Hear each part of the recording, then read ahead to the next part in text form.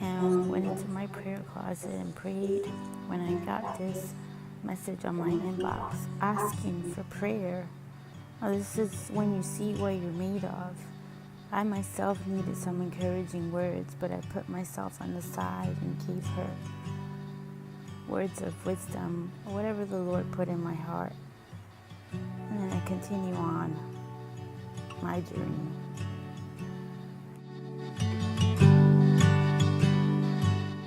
People don't know what you're going through. And in this case, somebody had sent me a message that they wanted prayer, and I had to put my stuff on the side, like I said there, and pray for someone else. And even to this day, there's stuff that, as a person you go through, and there's still people asking you for prayer, and you have to put that on the side, and you have to pray, and you have to speak life to someone else when you yourself need a word of encouragement. But what I've noticed is that someone like me, yes, the word of encouragement is great, but there's not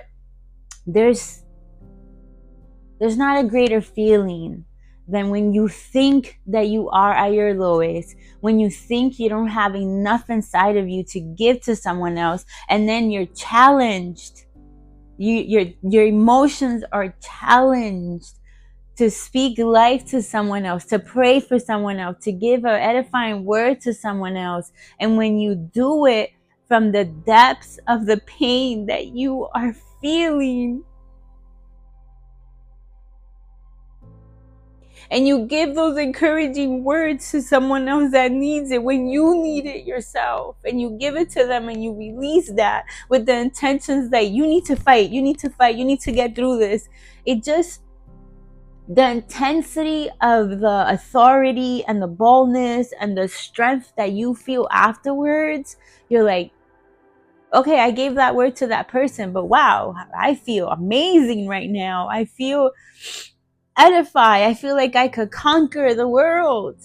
So for me, for a person like me, and God knows, God knows me, man. He knows me. And every time that I'm feeling like my spiritual gas is going down on empty, he's always, he's just like that with me.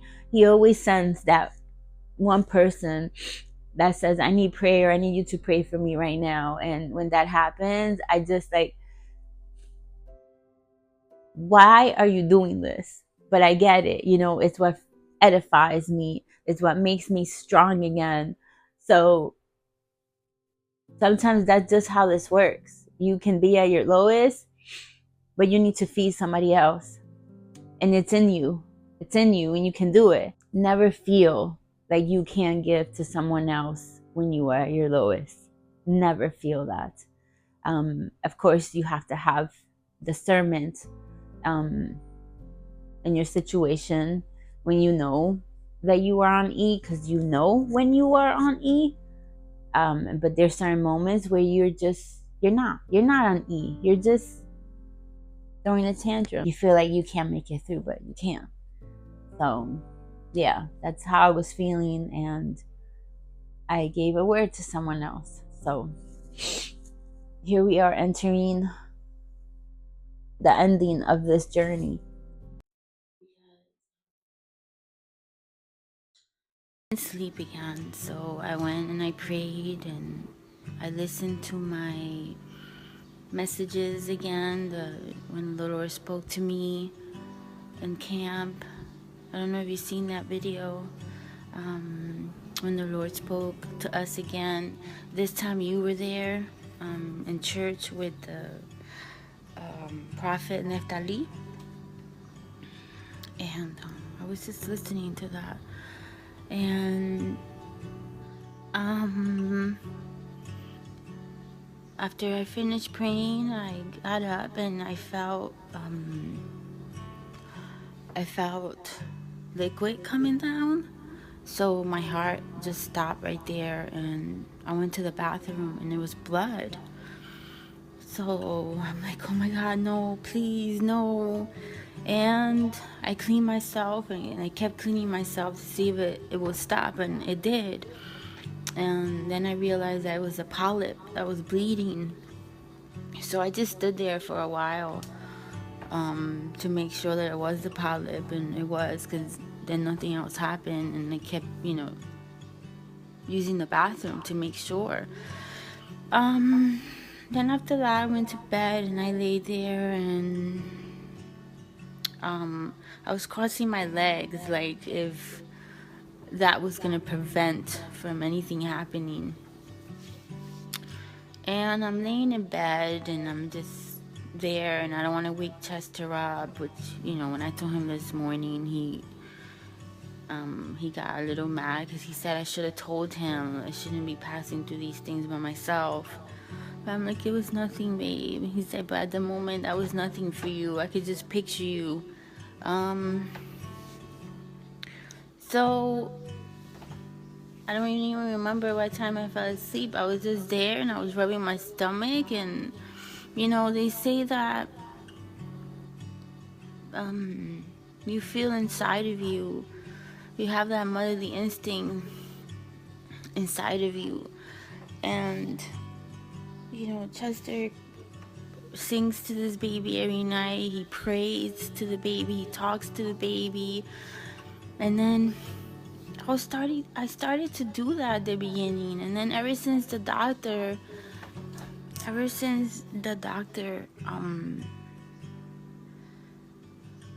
filled my ears with negativity, I am so afraid to get attached. I don't know if you understand I know you understand what I'm saying. So I rub the belly, and then I'm just shaking my head, and I say, what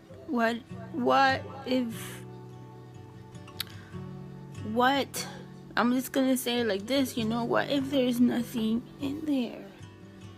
What if,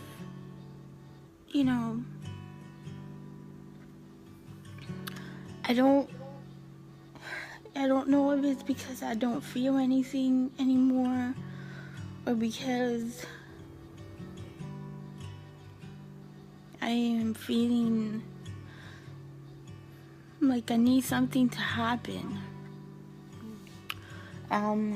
It was rough for me last night because my mind was all over the place. And I was just singing and praying and asking God, regardless of what happens, this is what will be done. But every time I think about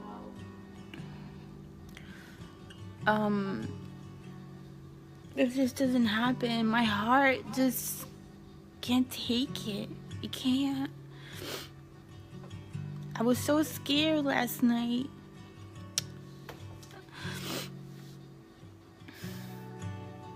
I don't know what to think. It's easy to tell other people to trust, right? It's easy to have that super faith for someone else, and then that itself pushes you to have that faith, right?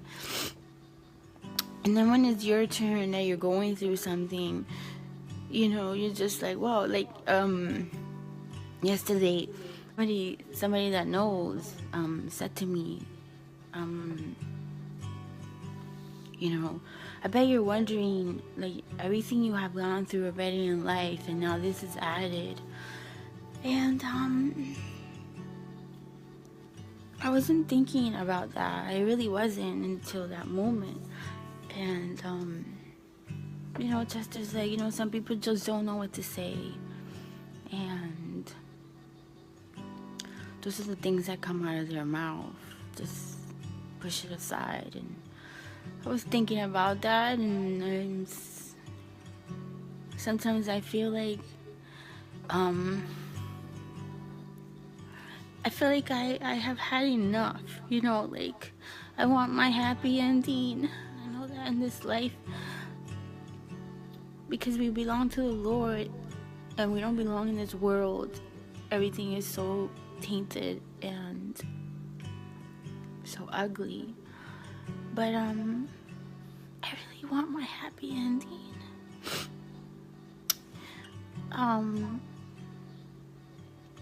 His mother called, and she started to cry as she was saying it. She said, that doctor's a liar. He's a liar. When I saw Xiomara for the first time, she looked glowy. She looked like she was pregnant. She looked beautiful. She looked happy. How dare him say something like this? Like, no, this can't happen. This cannot happen. She's like, my heart is so sad now. And it's like, and I'm praying to God that he's holding on to this baby.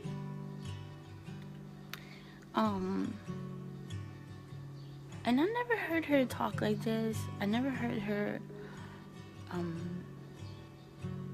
never seen this side of her before.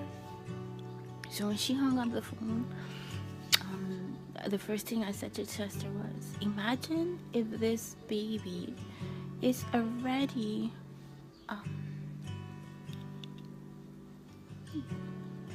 working in people's lives. God is allowing this baby to make people get closer to him and pray and intercede and have a relationship with him. And just as like, I know, I've been feeling that too. That's my good side. I have those great moments. And then I have my moments of like, I need an answer.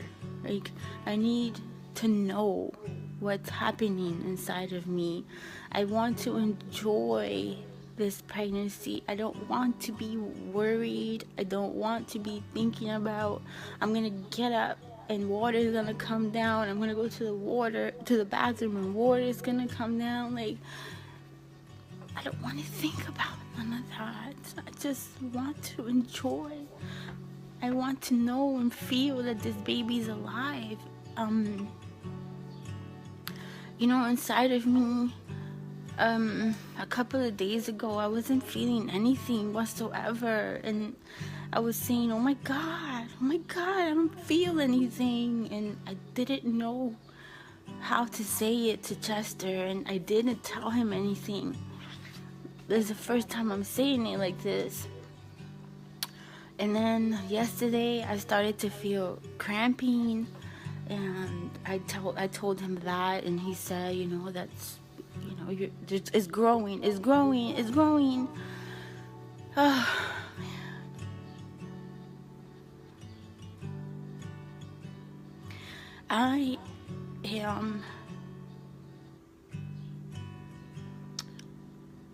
man.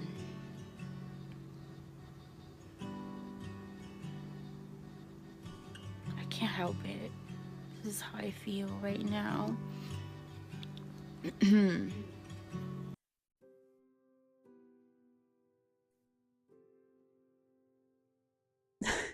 That was a lot.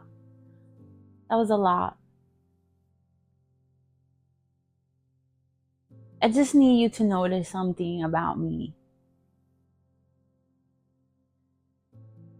And I know that for some people, this is controversial. And I know for some people, it's going to be like, well, look, you serve a God who took your baby away. I'm okay with that. I still love him. I still believe in him. He did what was best for me. He allowed me to get pregnant. And at the end of that, he decided to take the baby, okay? And I am okay with that. The emotions at the moment were raw. They were real. I felt everything you probably could imagine. But that didn't stop me from believing. It didn't stop me from trusting God and knowing that he knows what is best for me. We know what is best for the present because it's there in front of us now, but we don't know what's best for us for the future. And he knows the future. Okay, so then why did he let you get pregnant? Why did he let me get pregnant? Because he knew that I needed to feel that. He knew that I needed, as a woman, to experience that. And I was so, I am great with that experience. I am content with the fact that I even got to get pregnant. So there's no resentment, there's no hate, there's no like, oh my god, Lord, I can't believe you did this. No, I wanted to leave my thoughts on this at the end, but I'm watching this, and no, I'm gonna leave it till the end because we still haven't reached the part of when I finally miscarried. But that was me. That was me being so raw, so vulnerable, so feeling lost, so feeling like, what is happening inside me? Do I have life? Do I not have life? Do I get attached? Do I not get attached? I was scared most of the time to do anything, to move around. Um, it was just a scary, scary time, and only a close knit of people knew. Nobody else around us knew what was happening.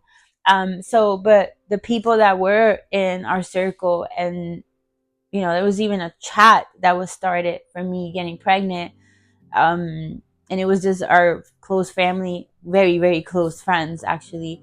And they always had encouraging words for me during this time. So it was just a really, really, I could say it was a tormenting time because I didn't know whether I wanted to get attached or not to this baby. And, you hear so many things from a lot of people, and sometimes that doesn't help a lot either. So my advice, if, your friend is in a process or a journey of going through a miscarriage, sometimes words are not the best. What's the best is just being present, and don't say anything to push a positive outcome, because sometimes it's not a positive outcome.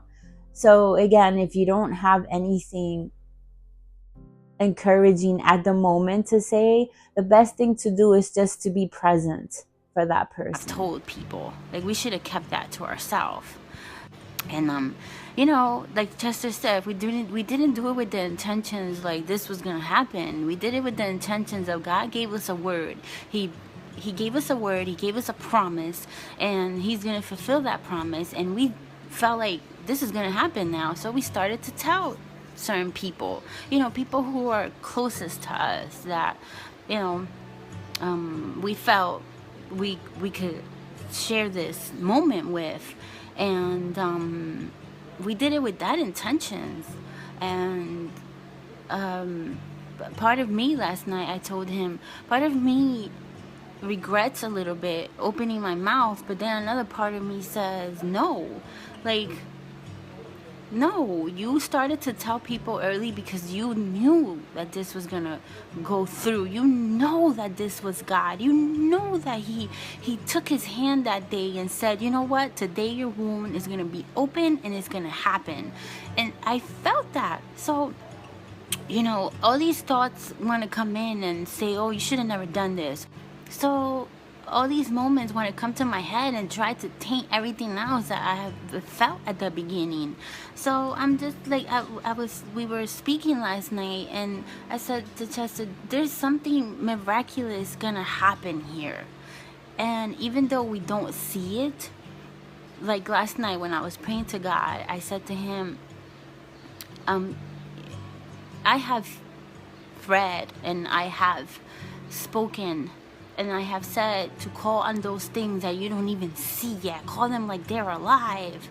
And I said, I always said that to you. And now that I have it, why am I trying to think of it the opposite way? But it's because, all those thoughts are going into my head.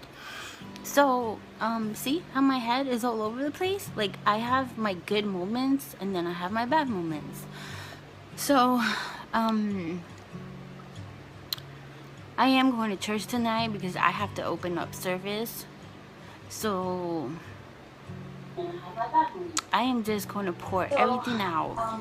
It happens. Because I am going to church tonight because I have that's when you need to get closer to God. And that's when you need to show that,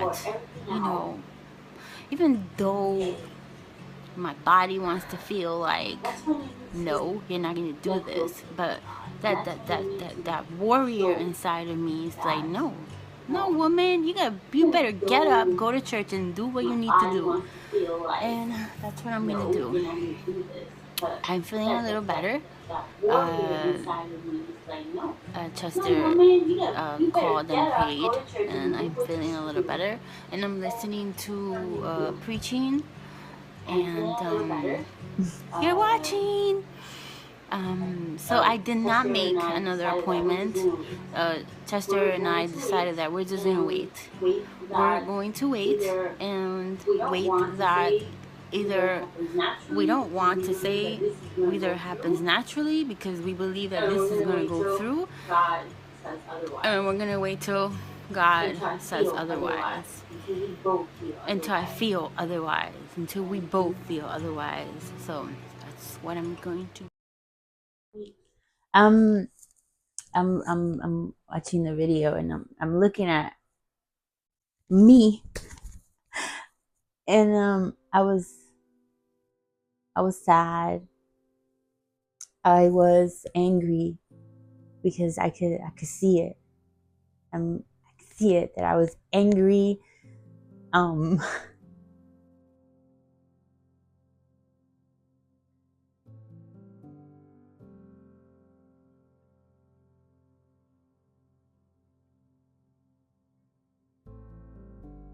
but understanding that there's a purpose to this,